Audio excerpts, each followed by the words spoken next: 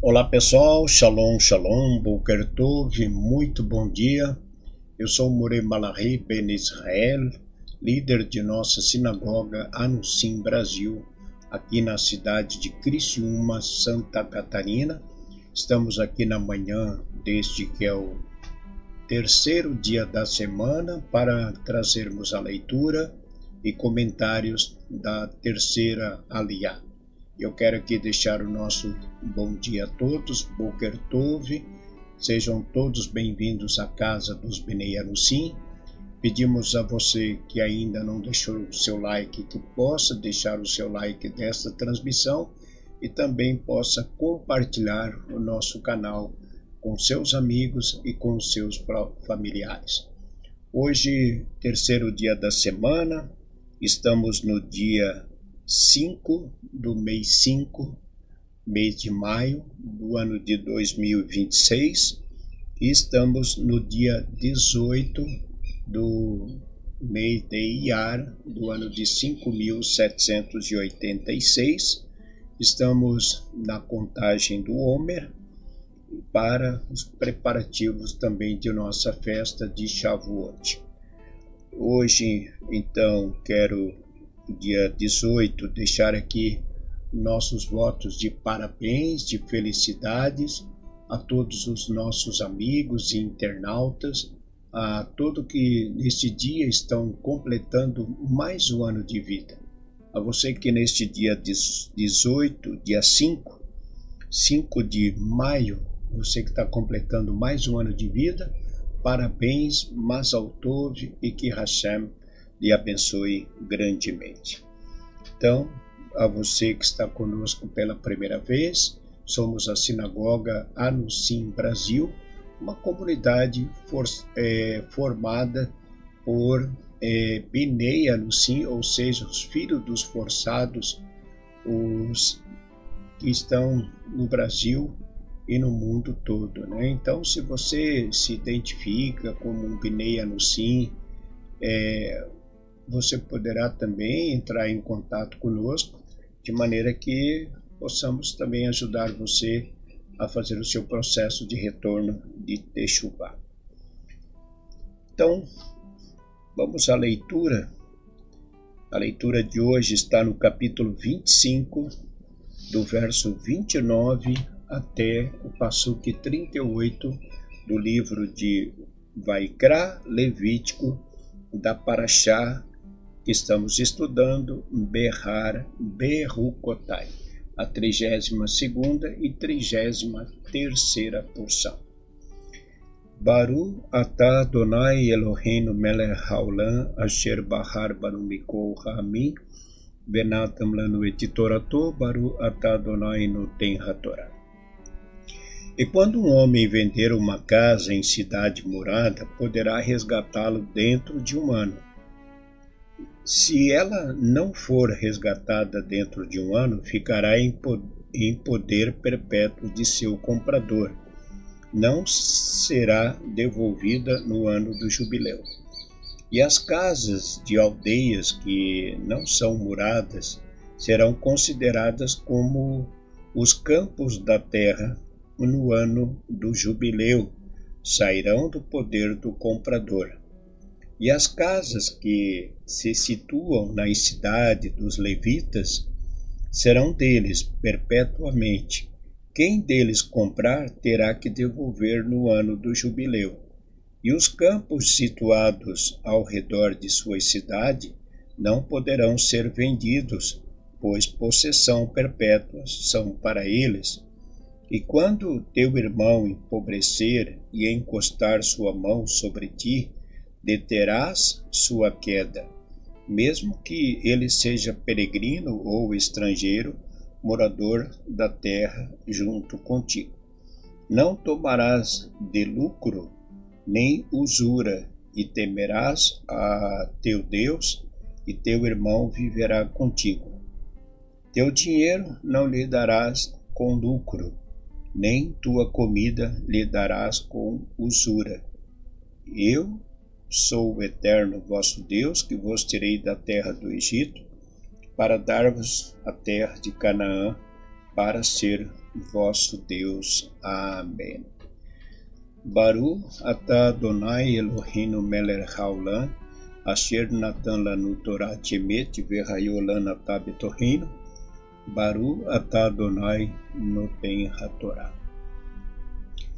Nós seguimos com a leitura da Parashá Behar, Berucotai, e seguimos falando com respeito ao ano jubileu e falando também de um assunto que tanto era relacionado lá na época do templo, como está relacionado nos dias em que nós vivemos. Nós temos falado que, quanto temos ensinado, falado, que existem mandamentos da Torá que são mandamentos concernentes ao templo, e não havendo mais o templo, esses mandamentos perderam sua validade e não temos por que se preocupar com isso, né? Então, mas existem mandamentos que são perpétuos, mesmo sem a existência do templo, eles permanecem. Então, nós estamos falando dentro da Parashá, que é a Parashá Behar, nós estamos falando desde a primeira aliyá de um assunto concernente ao período do descanso da terra, do jubileu, que isso tudo esteve sim em vigor durante a existência do templo. Hoje não mais, né? Hoje não estamos mais obrigados a cumprir essas leis concernente à agricultura, pelo fato, como já falamos, não estamos em Israel. Porém, a leitura ela fala de um assunto ligado à época do templo, mas também que tem relação nos nossos dias. Que é a questão de empobrecimento do irmão. Então, como disse a Torá, e quando teu irmão empobrecer e encostar sua mão sobre ti, deterás sua queda, mesmo que seja peregrino ou estrangeiro, morador da terra, terá da terra junto contigo. Então, o que nossos sábios falam a respeito disso? Que a Torá diz que quando teu irmão empobrecer, então uma pessoa, mesmo nos dias de hoje, como podia acontecer na época do templo, ela, talvez por um mau negócio, alguma coisa que ela fez, ela perdeu os seus bens materiais e veio a empobrecer. A pessoa vem ao nível de pobreza, ela sai daquele nível que ela estava e, ao invés de evoluir monetariamente, digamos assim, fisicamente, ela acaba sofrendo uma queda. Bom, então, o que nossos sábios nos ensinam a respeito disso? A pessoa não precisa chegar a ficar pobre. A pessoa não precisa chegar a esse ponto. Então, como fazer? Basta começar a empobrecer e solicitar ajuda. Então a pessoa ela tem que pedir ajuda. Então, como nós comentamos na Parashá da semana passada, do Shabat anterior, né, com respeito a essa situação de, de ajudar, né? De dar ajuda àqueles que realmente precisam. Então, a pessoa precisa pedir ajuda. Então, se a pessoa está com um problema, ela não pode ficar com um problema. Então, nós comentamos, né, que hoje todo o macer que nós recebemos aqui, ele é direcionado para a manutenção da sinagoga. Hoje praticamente é tudo a despesa de aluguel. Inclusive agora nós estamos num processo de mudança. Nós estamos mudando o local da nossa sinagoga. Nós estamos saindo de um bairro, estamos indo para uma área central, né? Houve algumas necessidades para que ocorressem essa mudança. Quem nos acompanha no Shabat, nesses últimos 30 dias, já até um pouco mais, as pessoas têm observado muito barulho durante a transmissão. Então, nós estamos passando por uma situação que não é nada agradável, né? A gente tem o local da sinagoga hoje que é alugado. Nós vamos estar, agora em junho, faríamos 3 anos que estávamos lá, nesse local, né? E só que nesses praticamente 3 anos, nós estávamos sozinhos naquela propriedade. Só que nós estamos numa sobreloja e embaixo, então tem lojas, mas a gente nunca teve problema de barulho, de algum transtorno durante a nossa transmissão. Porém, houve agora o proprietário alugou toda a parte de baixo e ali então está sendo ainda montado uma pizzaria.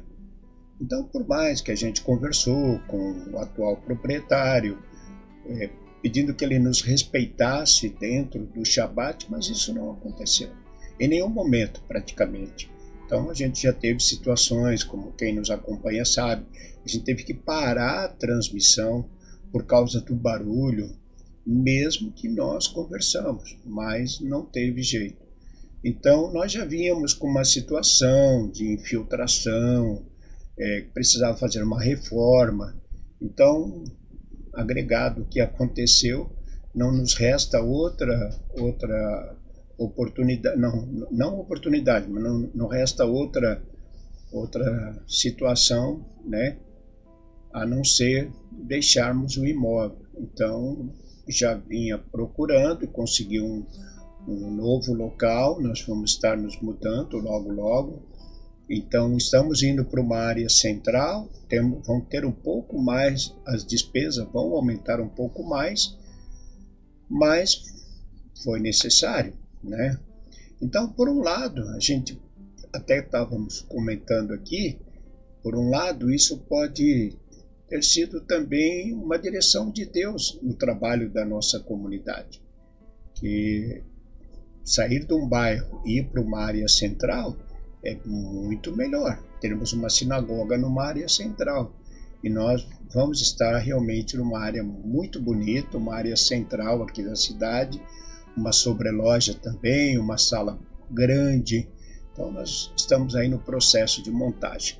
Então, como nós comentamos, hoje toda a arrecadação que chega até a comunidade Anunciem aqui em Criciúma, por meio dos que participam fisicamente, que são da comunidade, os que nos ajudam por meio da internet, que enviam as suas contribuições, são para as despesas.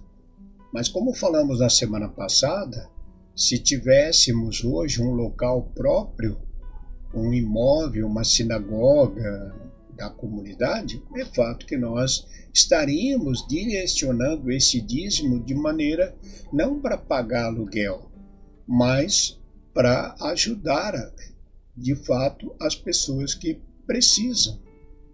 Então, é nesse ponto que eu quero colocar.